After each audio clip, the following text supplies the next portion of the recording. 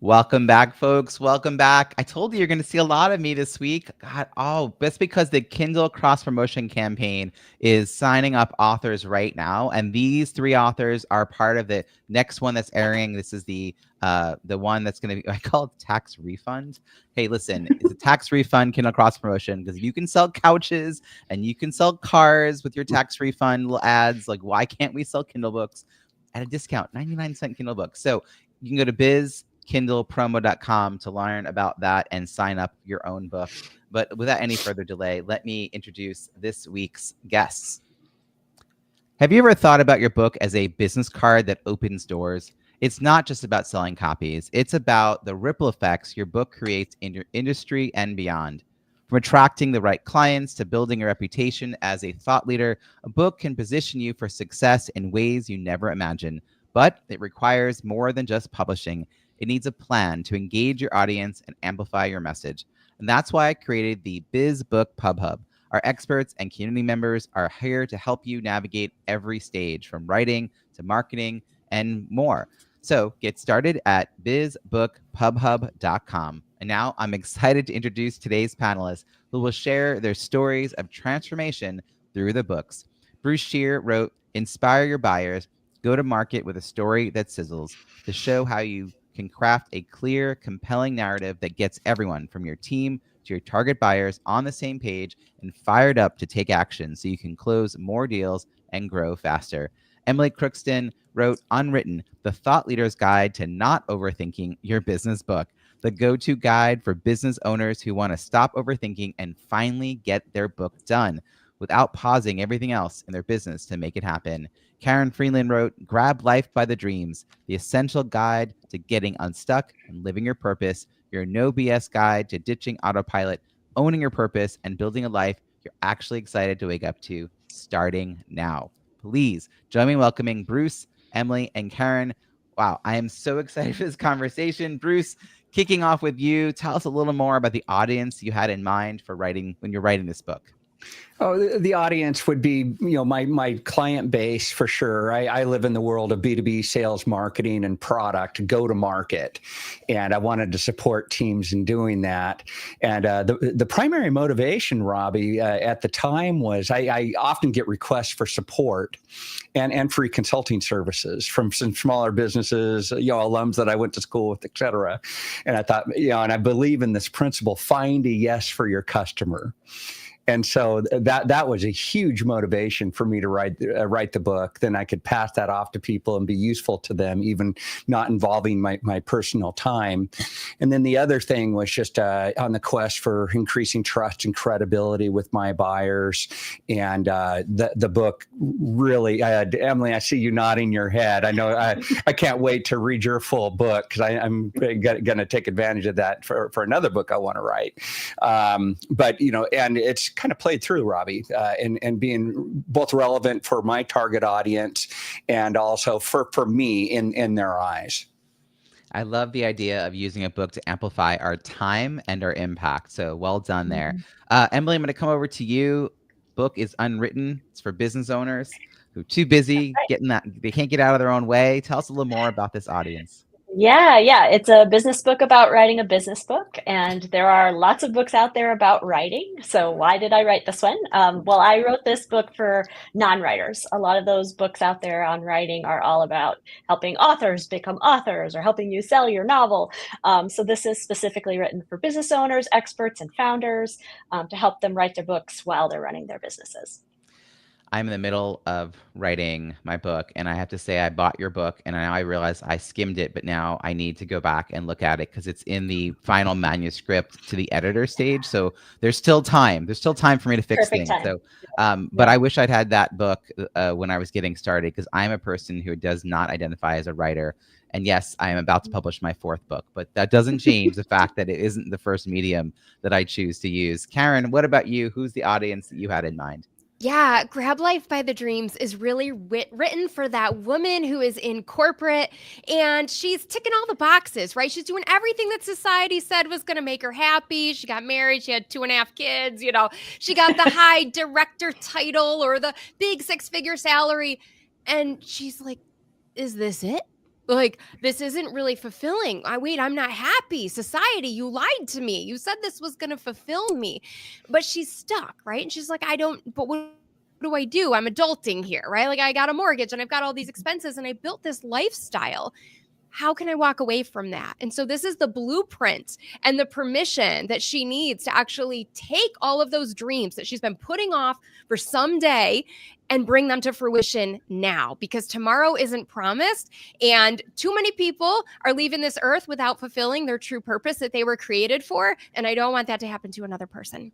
I love that. And I have a feeling people listening are resonating because part of their purpose is to share a message in the form of a book. And it's a huge undertaking. And often, I think what Emily said and what you said, Karin, it's like, it's hard. So you got to get motivated. Speaking of which, give a wave of the hand if you wrote more than one book. I think I know the answer here. Okay, so Bruce and Karin both said they've written more than one book. So I want to go over to Emily first then. And Emily, you work with authors, and now you are one. So I'm curious, when you started working on this book, this first book of yours, and I'm going to say first because we hope there are more. You're smart and brilliant, and we want you to share that with us. What was the inner dialogue like about writing this book? And, you know, you've probably seen this happen with the authors you work with, but what was it like for you approaching this project? Yeah, this is a great point. I was thinking, I could raise my hand. I mean, I've written books for clients, so I've probably written the most books of all of us. Actually, I've written or edited around 30 books at this point as a ghostwriter. But yeah, the thought process was interesting. So I really wanted to write this like ultra philosophical, deep, psychological book that like brings together all of my interests and was deeply researched and was like a research project. But a friend of mine said, "What are you talking about? What's the advice you give to your clients?" And the advice is, I always tell them, write about what you know, write about the thing you do every day. And she said, your book is about writing a business book. That's what you do for people. That's what the first book should be. You can write that highfalutin research-based book later. And so I took that advice. And I was really glad that I did, because once I got into the process of it, it really just took me about 2 months to get the book written, the first draft, the first draft. So you didn't have angst about writing a book because you're a ghostwriter and you have a lot of experience doing that, but now it's going to be your thoughts, your IP, your message, and that is a little more vulnerable than for sure being the ghostwriter. But also this thing you just mentioned has come up a lot in conversations with people I've talked to who are getting ready to write a book. The book they tell me, the pitch they give me, I'm like, great, for a second book. Like that comes up actually more often than you'd think. And I'm like, because the thing we do well in the world, the thing people actually pay us to do is not hard for us. And so we forget that that is actually the foundational information people need before they can follow us on the like big, philosophical journey that you want us to take. Yeah. That's great. Exactly. So for Karin, I'm curious if things shifted between books 1 and 2, because, did you learn something? Obviously, you got past the angsty point of the why should I write a book? Who am I to write a book? And you wrote one book, and then you went to approach writing a second. Was there a difference in how you approached the second book compared to the first? 1000%. The first book that I wrote was a memoir. And so it was fun. It was comedic. It was a little edgy. And I thought for sure, this is going to lead into people wanting to coach with me, because they're going to be like, wow, she ditched her, 6-figure job. She left corporate. She wrote a book. I want what she has. But it didn't quite translate that way, because I found myself more talking about the content of the book than really talking about the coaching when I would go on podcasts and be marketing the book. So it got a little bit confusing for everybody. So I really said, okay, I have to write the second book, which is the blueprint, how I did it, how I got unstuck and developed a growth mindset and built my confidence and, used my spirituality as a guide and all the different pieces of the puzzle and put that together. And so that was really, once I got that on paper, I was like, okay, now this is going to be the thing that actually leads to those clients, which is what I thought the first book was going to do, but didn't really happen. So I think, for anyone listening who's writing a book, you really want to be intentional about what that business plan is and make sure you test it a little bit with people to see if it resonates.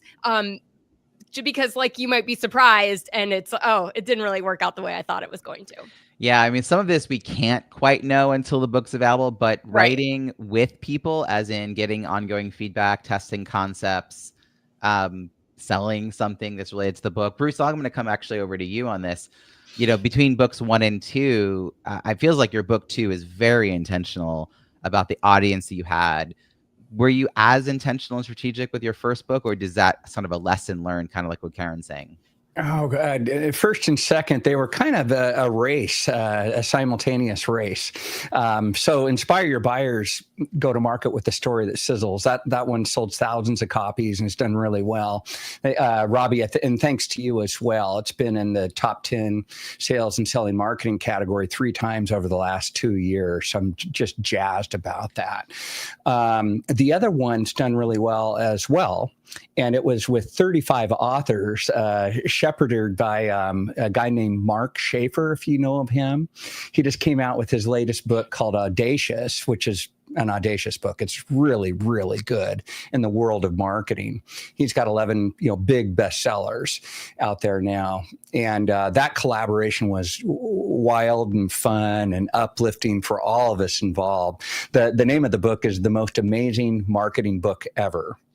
So we decided to have a bold title, and now it's being republished in different markets around the world. And I'm super excited about that too, Robbie. So I kind of went long-winded, but one was kind of an easy sideshow for me, just participating, being relevant to that group in that book. The other one took a couple of years and a lot of gnashing of teeth to get that thing done. Yeah, this idea of being part of a compilation, I feel like there's a plus minus of this. You really have to do the calculus. Knowing a trusted person like Mark Schaefer is a reason to do it, like a proven track record of really well done compilation books, but also not believing any kind of hype about now this is going to change your world and make millions. It's more that it may get you out of your own way, to like Emily's point about writing the actual book you want to write, because you now have at least a little insight. I think the whole author journey is like a black box for people who are not on the journey. And so being able to be around other authors, whether or not you're writing a compilation book, but being around authors and being around experts kind of gives you a little bit of a peek inside, and then the potential of what comes next. And Karin, we're definitely going to talk in a minute about the business kind of plan related to a book. But I'm curious about what metrics of success were first important for you. A lot of authors, I think I'll go over here to Bruce, talking about being in the top 10 or being number 1. And you and I know each other through the National Speakers Association. And I've been part of it for over a decade. And that's where I learned to not rely so heavily on the number 1 best-selling, category, Amazon, internet, blah, blah, blah. But it's still a metric. It is a metric. It's just not what I want to focus all my energy on. So when you first started this journey for your book, Inspire Your Buyers, what were the metrics that you were paying attention to? And as that book now was out in the world and people were interacting with it, how did that change for you? This isn't a metric per se, but you mentioned the National Speakers Association. 2 of my good friends that are also affiliated with speaker associations around the world, Global Speaking Federation, they had mentioned to me, and they've got multiple bestsellers between them, that writing your book will sharpen your saw, sharpen your thinking, sharpen your vocabulary, make you more relevant, and make me better at my craft. And so that was a huge motivation in getting into this. Now, the metrics, I got obsessed around reviews and really sad and frustrated. Why am I not getting reviews? I'm asking for them. People say they're going to give them, but then they don't. And I learned a lot about humans through that process and how providing reviews takes a lot of calories, or perceived calories, and and how to make that process easier, Robbie. And then also I give reviews, so freely right now because I know they're so hard to get. But that was my number 1 metric. Then I started to pay attention to sales once it started to pick up. And I got really lucky. Mark Schaefer and other influencers said, hey, this is a great book. And then I kind of went into a bit of a groundswell through that process. That's great. And I love that thing you first said about sharpening your saw, that writing this book is to help. I mean, a lot of authors I know, when it's done well, they create a framework, they create a process, the 5 steps, that they name something, right? They create there's this thing they know how to do, right? They coach people, but it wasn't as regimented in a step by step. And what I learned writing my second book, Small List, Big Results, Launch Your Offer No Matter the Size of Your Email List, is that when I was coaching, I would kind of asynchronously give my clients steps 1, 4, 7, and 10, and then we'd fill in the gaps through our conversation. But when you go to share that in a book, you can't share steps 1, 4, 7, and 10 and expect anyone asynchronously to get it. And you have to actually do 1A, 2B, 1C, 2A, 2B, 2C. So it does. I love that approach. And if you go into writing a book with that in mind, you're going to win no matter what, because that is directly related to the benefits of your business. Bruce, back to you. Yeah, and on the sharpening the saw, writing my book became a team sport. It wasn't just me. And I had a value-added editor, is what I would call him. And I got so lucky, Robbie, just by chance, the universe provided. But he had just edited a book for 2 professors out of MIT on the subject of marketing. Now, my book's focused on marketing and sales. It's how to have a go-to-market narrative that sizzles. And so it's the narrative, it's the story structure for how you communicate and go to market. But he was so up to speed in the world of marketing that he kept me in check and gave me ideas and made the book way better because of that. Yeah, do not write in silence. Karin, over to you. Yeah, I was just going to say, I love that you brought this up because I didn't think about that when I was initially thinking about how I wanted to answer this question, but I do have something called the edit methodology, and it's what I share in part 3, which is my signature step for envisioning the goal, documenting the goal, investing in the goal, and taking action on the goal. And so it really helps you refine your message as well, and you know it inside and out. So it makes going out and marketing the book so much easier because you now have put it into such concise wording and you just understand the process so well. But I think for me, it really translated to clients, right? That's why I'm doing this, for those one-on-one clients that I get to help and impact and change their life every day. It was also to help me get more paid speaking gigs. I had no problem securing all the free speaking gigs, right? Everybody loves a free speaker. But now it really gave me leverage to say, look, I have a methodology. I have an IP here. This is worth something. My time and expertise has got to be valued. And I'm not going to speak for free unless you're buying, 5,000 books or something. Then we can talk. And that also gave me another creative way to get into some places that maybe didn't have budget for speaking, but they had some other budget that they could pull from for giveaways for their event or something. And then the third thing for me really was all about the downsell, because not everyone can invest in coaching. Not everyone is ready to invest in coaching. Some people want to DIY it. I DIY'd it for 4 long years, and then look, I created a book out of it in a process. But this is there for those people who are like, you know what? $20 feels like a good investment for me right now. 99 cents at the moment, right? Like, you can get in for so cheap and it's accessible. And then I can, like Bruce said earlier, magnify my impact to so many more people. Karin, when you were writing the second book, were you part of a writing cohort? Do you have a writing coach? Were you part of a structured community? Or did you just say, I'm ready to write the second book, and you just started working on it? So I said, I'm ready to write this book. I'm all in. I started writing, and then I was searching for an editor. And someone just said, I'm not really taking any more clients, but I like you, and I think I'd love to read your work. So if you want to just share it with me. And he had glowing things to say about it. And so I nearly fell off my seat and I was like, oh, this is going to be a good one. Okay. So I finished writing the book, and then I chicken out because this is what I do every time, because I get imposter syndrome because I'm human, and I hire a book coach. I said, I don't know if this is good enough. I don't know if this is ready to go. And she's like, you have phenomenal instincts. Here's a couple changes I would make. Go for it. And then I got my developmental editor and we finished it all up, copywriter, proofreader, because you got to do all those things, right? You want to make sure what you're putting out is top quality. And so we did that and it was perfect. But yeah, no, I did not have a writing cohort. totally almost chickened out like I do every time. And then I put on my big girl pants and we make Well, it and it sounds like you recognized you were about to miss out on a great opportunity and you sought out the support you needed. You got the validation, but from experts, not just, I mean, look, your best friend would probably have told you also you're wonderful.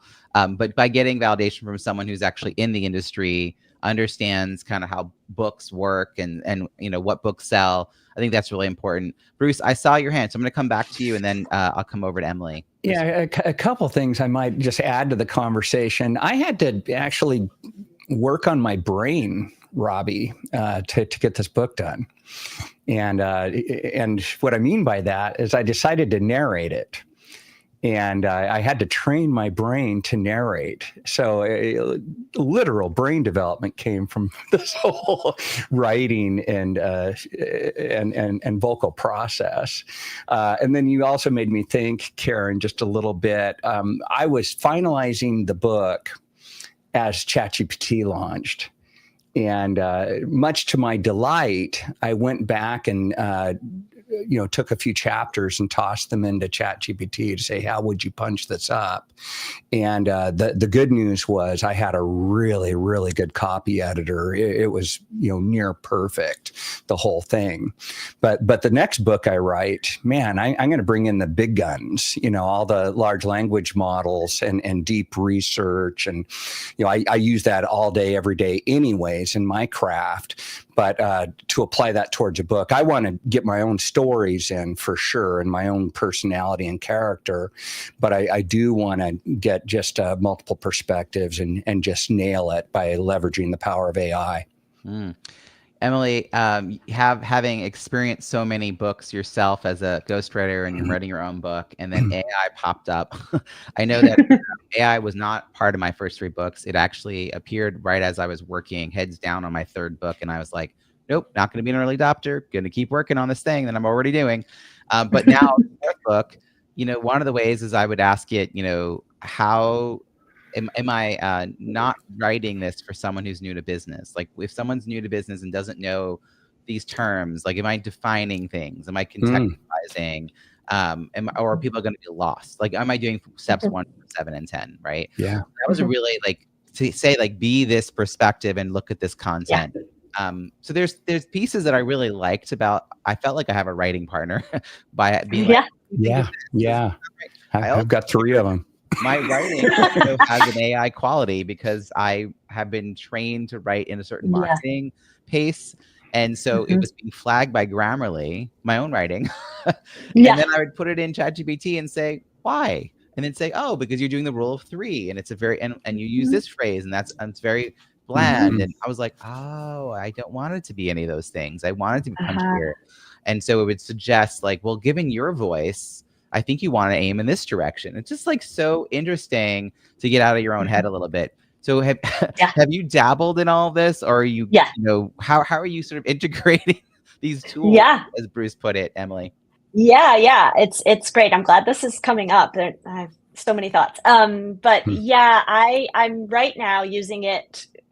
I prefer Claude. I like Claude as versus ChatGPT, other AIs that are out there, because I feel like Claude is a lot more literary. I also like the privacy settings with the way Claude works. It doesn't hold your work in a way that other people can see it. It doesn't store the information, it doesn't train its bots on your information that you put in. But I'm using it with 2 of my clients right now, and I'm really experimenting with it right now. And what I'm finding is, like you say, Robbie, it's really good if you want to role play with it. I love doing that. I love saying, okay, my client's reader is this person, and describing the persona and saying, what would this person say about this book? And you can literally have a conversation. And I love that. And then I also say, okay, now you're my client. What would Denise say about this? And it goes through and explains, it goes back and we can go back and forth that way. And so I end up giving the client a better product in the end, because I've taken it through these editing steps already before I show it to them. So I find it really useful in that way. Less useful for things like, unfortunately, outlining. Like, I want to write a book about this, and you give it a nice paragraph. It'll give you an outline, but it's going to be buzzwordy. It's going to be vague. It's going to be like, well, that might be the book, and so it's really what I'm trying to work on right now is how to make it even more sort of custom, understand my voice. I've loaded all my blog posts into it. I have a blog post chatbot agent that I use to help me with my blogs. But I agree wholeheartedly. I don't use it at this point to outline things or to even just write straight up drafts for me. I more use it as a writing apprentice. This is my writing apprentice. One of the uses that came up for me was I basically was like, here's the working draft, the crappy first draft as I was doing it. And I started saying what should I be thinking? Like, what are the questions even to ask?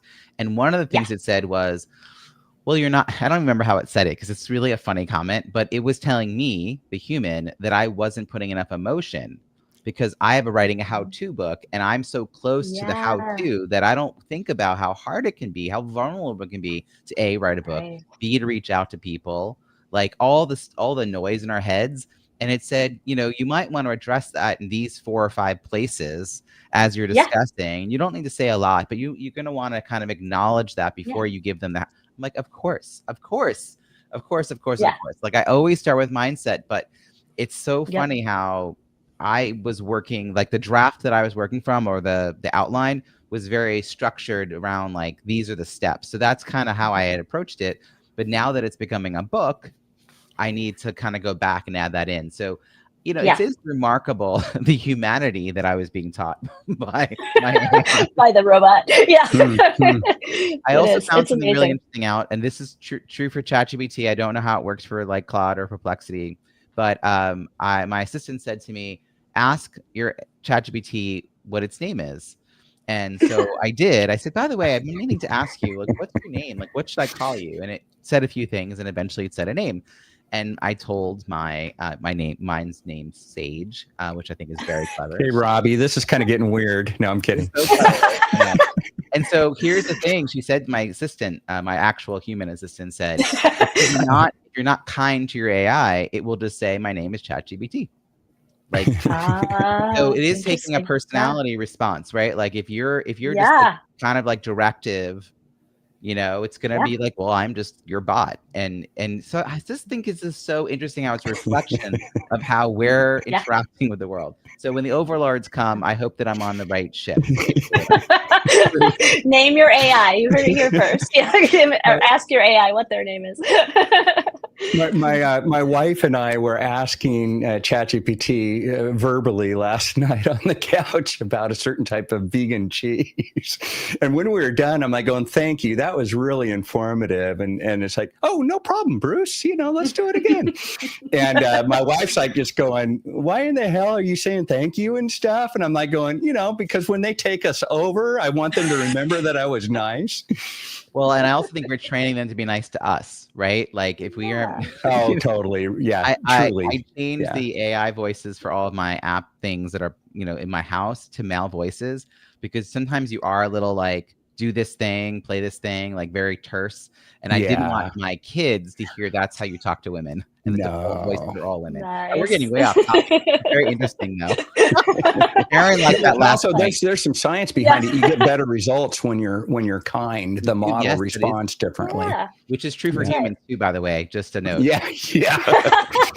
Hey, Bruce, earlier you were talking about reviews. So I want to jump into reviews. So I know I've got, let's see. I'm going to talk to you and Emily first about this. But so Bruce, you, through painstaking effort, have 102 total ratings, and 93 of those have written reviews. And I want to first explain to people what that means. The ratings are the stars, 1, 2, 3, 4, 5. You don't have to read the book. You don't have to buy the book. And you don't have to write anything in order to leave a star rating. So star ratings, part of the equation, but written reviews are where it's at. And getting even 20 written reviews takes a real plan. Like it takes some thought and effort. To get over 50 is a whole process and good follow through and a lot of reminding. And I think it's easier to get these reviews right out of the gate during like a soft launch period after publication. And then, yes, you can keep getting them. But like for Bruce to go from 93 reviews to 101, to get 8 more is going to take him as much effort to get the first like 50 because the book's been out and it's just hard. Now, Bruce is incredibly good. And this is a funny thing. I want to ask him about this. But Bruce got into hyperdrive around giving everyone else reviews. And I've actually taken a screenshot because if you go to his Amazon review page, which you can navigate to, he takes a picture of himself with that person's Kindle book on his phone. And it's a beautiful display, and it's getting bigger every time I go and look at it. But prior to that, you were not in the habit of writing reviews, which is true for almost everybody. But you changed your tune when you started asking for reviews. So tell us, why did you realize, Bruce, that reviews were even important? And then what was your initial effort to get them? Oh, it's Robbie. So as a professional speaker as well, I've got an e-speaker profile, and I've got 25 verified reviews there, which is incredibly abnormal. Most people, even certified speaking professionals, might just have a handful.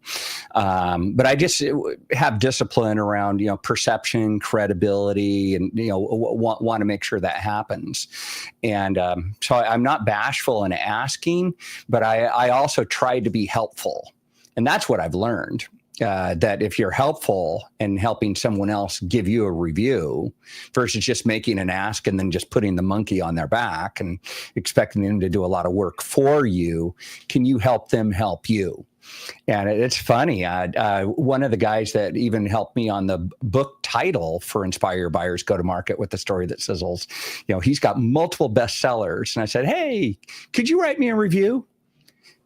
He just kind of looks at me, cockeyed, and it's like, no, you write the review and send it to me, and then I'll play with it. And of course I did. And he rewrote the whole thing top to bottom and made it, 100 times better. But he was teaching me, don't put the onus on your customer to do the work, help them out. So we do hope that people are inspired enough to write 2 or 3 sentences based on even a quick review of a book, but there is a certain amount of prompting. I like to give prompts. I like to give reminders. Getting close to 100 reviews, that's really great. My 3 books combined have like 650. I'm aiming to get over 200 out of the gate for my next book, which, by the way, will be very embarrassing if I don't, because it's a book about getting reviews. So I hope all listening enjoy my launch team. But Emily and Karin, so you both did something that I think is really remarkable, and it shows that you had an intentional campaign around reviews. You both have 100% ratings and reviews, meaning 100% of the people who came and wrote a review and left a rating, did both steps. They didn't just leave stars. And so Emily has 21 and Karin has 15. And to even get those 15, 21, I know was non-accidental. So because, most people, my next book is called Don't Just Hit Publish, Launch Your Book, An Entrepreneur's Guide to Reviews and Revenue, because a lot of people just hit publish and think the world's going to change for them. But how, Emily, did you approach this? And is it based on your experience of what your authors have done that you've been working with? Yeah, actually, I have to thank you for that, Robbie, because when I did the Kindle campaign in November, that was one of the things you really pushed. And so that's when I started pushing for reviews. And I had a goal of getting 25. I got 21. And yeah, so that was awesome. And I can't wait for your book, because I'm sure there are going to be lots more ideas for how to get those reviews done. But you're giving me lots of ideas, both you and Bruce, because I hadn't really considered. I read a lot of books. I could review every book that I read. Why am I not doing that? And then I can nudge people and say, hey, I know you have my book, or you could check out my book for 99 cents and leave me a review. And I'm sure that would be a good way of upping those numbers as well. One of the things we do is this Kindle cross promotion, which is how all 4 of us, right. 3 of you, me, I can do math really, are here is because we're part of this next Kindle cross promotion campaign, which I run 3 times a year. The next one is the tax refund Kindle cross promotion campaign, because we want to do one in April. And if you can sell couches and cars after tax day, why not why not books, discounted books. So I always ask our authors to lower their Kindle book several weeks, 2 weeks in advance of the campaign, partly so I don't have to keep, track of who did and who didn't as we get closer to the date, but also with a little, nudge, hey, this is a good time for you to go follow up with the people who said they were going to leave a review. Like if you 5 reviews 3 times a year, if you just kind of steady, because recency reviews actually matters when we're looking at the algorithm. I learned more about this actually doing the research for my own book, was that it's not just the quantity or the quality or the positivity of the review, but it also the recency. So if you have 55 reviews, but they all came out 4 years ago, your book's not going to rank as high on a search page on Amazon as a book that has maybe slightly fewer reviews, but they're more recent. So you want to kind of have a steady drip of reviews coming in. So you do not despair that you did not hit your 25. It's you're really close. Karin, we have not been talking about this. You have not been indoctrinated into the Robbie way of thinking of reviews, but out of the gate, you have 15. How did that become part of your strategy? Well, this is actually really interesting because my first book has over 100 reviews on Amazon, and it was painstakingly going out and saying, please write me a review. Will you please write me a review? It was like the old TLC song, Ain't Too Proud to Beg. I was like, that's me. Okay. Like, just please, it's free. It takes 2 seconds to do it. And many of them also did leave comments or pictures. And I'm so grateful for the ones who actually, take a picture of the book. But with this launch, I did a lot of things differently. I was much more intentional about where I was going to spend my time. With my first launch, I think I burnt myself out. I went on every single podcast. I went on every single thing that would have me, every single IG live I could plug myself into, I got on. And it was a lot, and I was drained. And by the time I launched the second book, my business had started to pick up. So I was quite full with one-on-one clients and didn't have as much time to go out and be podcasting. So I got much smarter about where I was going to put my time and energy. And so I tried to get the reviews that I knew were going to matter and were going to be meaty, other than just like, great book, go get it, from whoever, but other names in the industry that people might recognize, to go get them to leave me thoughtful reviews was really important. And then to make sure that I'm using my time and energy to get on the right podcast, be here with you, right? Like do the things that I knew were going to really move the needle and make an impact. And sometimes we don't know those things when we're first launching a book, but again, sometimes we got to test and learn these things. But the second time around, I was just much more thoughtful about which shows I was going to go on and where I was going to spend my time. Yeah, that scattershot versus focus strategy, right? You can feel like we have to kind of do everything, but then we could really quickly burn ourselves out. It's also interesting about your business taking off, because when people first start in business, creating content feels like it's their job, whatever format that's taking, writing blogs, being on podcasts.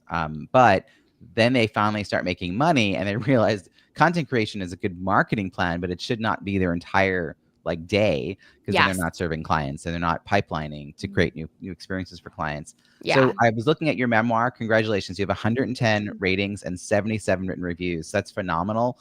Particularly for a memoir. I think that takes extra effort, because it's not as a direct of I'm going to read this book to learn how to do this thing. It's people looking for inspiration. They're looking for a community understanding, like I'm not alone. So I think people being able to relate to you, I think that part worked. And now you've built on that with the second book that's more business focused. So very clever.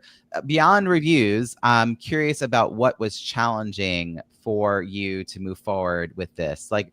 Was there a particular resource that you maybe sought out for? I mean, give me a wave if you've got a story about a resource you reached out for to decide, in order to move forward with being an author, I know I'm going to need blank before I can make this work.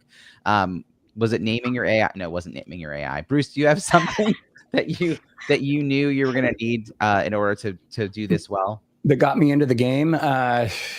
Well, I mean, I think everyone has a lifetime goal to write a book, right, Robbie? And then, 82% or something. 0.001% actually do. But so I actually had the goal. And then I had just, I think it was midnight, expiring at midnight, this masterclass thing that I signed up for to write the book. Out of 40 people, I'm the only one that wrote one, funny enough. I wouldn't recommend that to too many other people, but it got me into the game. Yeah. That was the catalyst. I think it's interesting just finding enough structure or getting the ideas enough out on paper that you then can find the people who help. Like I think what Karin described earlier was an example of then finding the trusted sources. This is one of the reasons bizbookpubhub.com exists, because we have dozens of experts who help you navigate writing, editing, publishing, and marketing your book. And we have monthly events for free that you can come and meet them and meet each other. Karin, what would you like to add? Yeah, well, one of the things I just wanted to make sure we get in before we wrap, because I know we don't have a ton of time left, but this whole idea of creating content and creating more longevity out of your books wasn't something I was thinking of when I first launched my book, but I decided to do an audiobook this go around because I didn't with the first one. And I thought, this could be really helpful for people who are just like kind of in the car commuting to their job and they need another way to get information other than sitting down and reading.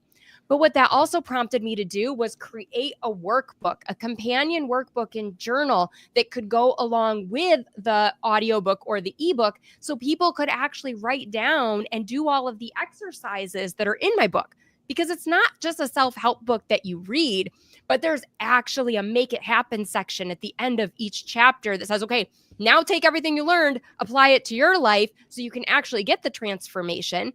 And how do you do that when you have an audiobook, right? You need a workbook or something to go along with it. So I just think there's other ways to, if you think about a challenge, okay, how do I get my impact out even greater? How do I reach more people? Audiobook could be a great way to do that, but then have a workbook or something else to go with that. And that creates another revenue stream for you. This is a beautiful segue into one of the last questions I wanted to ask you all was around like the clear pipeline between the book and the other business offers you have. And so you just gave an example that's really more about how do you entice people through a workbook. I like to create a lot of bonus content. So for my last 2 books and now my newest one, my newest one I tracked, I think I've got, and in the bonus content, 14 times, 14 separate pieces of bonus content that I mentioned throughout the book. I was like, that's another use of AI. Please create a spreadsheet of all the ways I promised something. And then I have to go through and make sure I go and create it. But then it's like a no brainer. Anyone who's reading or listening to this book is going to want to go and get that bonus content. Let's go to Emily actually for this one. So Emily, when you were working on this book, did you have a clear offer or a piece of bonus content or a QR code or contact info? Like if people were reading your book and thinking, oh yeah, I want to talk to her, how do they find you and what's the next thing they could do with you? Yeah, I wish I'd been a little more intentional about this in writing the book, but I love Karin's point about doing the workbook after. I have that in mind of something that I want to create. And I also see this a lot with my clients. They come to me and they're like, well, I think I want to write a workbook. And I always tell them, write the workbook after the book. It can be a companion. It can help you sell the book itself. And also, I don't think it's great to have the book with like lines in it. Try to combine the two of them. I think keep them separate and write the book first. That would be my advice about all of that. But yeah, I have a discussion guide that I've created. I created like a little cute one-sheeter with cartoon characters and things. Right now I'm working on a little zine. So it'd be something that people can download and there'll be a QR code to buy the book. So I'm sort of, I guess, doing things a little bit backwards. The freebies and the things I'm creating will lead to the book. Yeah, no, that makes sense. And I love the idea of a discussion guide because I have been hosting a business-focused book club, and I scour the internet looking for a discussion guide so I don't have to go create one. If I know the author even a little bit, I'll reach out and be like, hey, in 2 months, I'm going to be, featuring your book. No, I'm not asking you to come because I think we're going to have 7 people, not worth your time. But do you have discussion guide? And one person was like, yeah, it's in the very back of the book. And I listened to the audio. So I actually hadn't gotten to the back of the book. To Karin's point, and she said, "Oh, I'll just send it to you." She sent me that little section as a little PDF, and I was like, "That's great, but why isn't it on your website?" Because I did start there. Yeah, right. It is like we create the content, but how do we make it visible to the people who need it when they need it? Let's talk actually about advice that we have, because we're going to wrap up with this advice thing, and then we'll talk about how to contact you. Karin, what advice do you have for an author who's writing a book to help them grow their business as a speaker, a coach, consultant, course creator? That kind of thing. Yeah. What comes to mind? Set your goals up front And don't compare yourself to anyone else. You know, it's very easy. I'm part of a group called Author Rest, and there's lots of amazing female authors, and they're so talented. And they all have business books, right? Mine is personal transformation. And so they're going out into corporations and they're making thousands of dollars, right? Going out and speaking and putting together workshops. That's not my jam. I want to get women out of corporate so they can go build their own dreams, not somebody else's. So that's not a business model that makes sense for me, but it would be really easy to look at myself and go, well, I'm not successful because I'm not in corporations. So just don't run anybody else's race, run your own, set your goals up front. Most importantly, have fun, because you do not know what doors this is going to open. When I first started my book, I got into one of the local bookstores and they did a whole launch event for me. And the local news channel picked it up. And I thought, this is amazing. I get to go on the news. We got done with the segment and the anchor looks at me and she goes, Karin, I love you. You're so inspirational. Do you want to come back? And I was like, okay, sure. I thought, next time they have a story about, balance or something, I don't know, they'll call me. I get back to my home office and she says, I want to do a monthly segment with you. Come up with some ideas and I'll pitch it to our director. And now I get to go on our local news station once a month with a segment called The Monthly Mindset. And I give them tips for how to improve their mindset. Is that, it's just, That's amazing. I love this example because a lot of times when we're going through the slog of writing a book and publishing a book and then marketing a book, we can't see around the corner to the possibilities because they're not there yet. But we could look at what other authors have done as inspiration. Great example of inspiration, both creating some goals for yourself, but also being open to what might come of this that you couldn't have foreseen. Emily, what about you? What were some pieces of advice? You probably think more about this than any one of us because you're always talking to authors. But what would you share with an author? Yeah, I mean, my biggest piece of advice is just don't overthink the writing. Like Karin is pointing out, there's all these opportunities that come once the book is out, but it has to get out for those opportunities to come for you. And, you can write another book. Robbie shows us that. Bruce shows us that. Karin shows us that. They've written more than one. So don't think of this book that your first book that you're working on as the end all be all to everything you have to say about a subject. You can always say more. You change your mind, great, write another book. It's not a problem. Think of your book as starting a conversation, not ending one.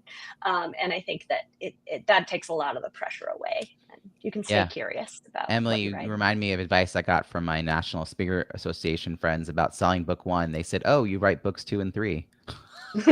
Exactly. No, I mean, with a straight face, several people said, oh, don't worry about book one. It'll sell, especially when you publish books 2 and 3. Later. Yeah. Wow. Hey, Bruce, what about you? What advice did you share?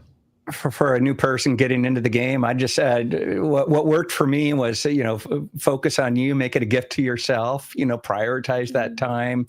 I kept reminding myself that other great leaders in the world had time to write a book and I don't. What's going on here?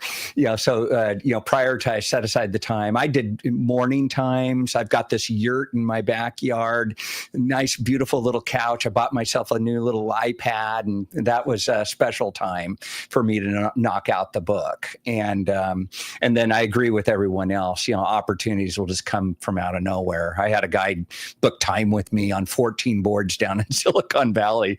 I'm like going, why are we meeting? He goes, I just wanted to meet the author. I loved your book. Just cool stuff happens. Hey, Bruce, how can people find you and follow your work? Oh, I'm one of the co-founders at valuepros.io. And so that's a great gateway into me, or you can find me on LinkedIn. It's BSCHEER. Fantastic. By the way, all the links we mentioned, including your social links, your websites, and your books will be at bizbookpubhub.com. Emily, over to you. How can people find you and follow your work? Yeah, my website is thepocketphd.com, and you can find me on LinkedIn. I'm Emily Crookston there. Excellent. And Karin? Yeah, head over to my website, KarinFreeland.com, and that will take you to all my socials. And come check out my podcast. I don't normally sound this raspy. I have the flu at the moment. So Rock Your Reinvention is the show, and come hang out. You never know. You might change your life. Fantastic. All the links will be in the show notes at bizbookpubhub.com, which is also where you'll find more than 24 experts who can guide you through your author journey, writing, editing, publishing, and marketing a book. Invitations to come to our monthly networking events, free networking events for writers and authors and speakers. And also, as we mentioned earlier, 3 times a year, Kindle cross promotion campaigns. All the details are available at bizbookpubhub.com. Panel, thank you so much for this amazing conversation. Yeah, it was Thank fun. you.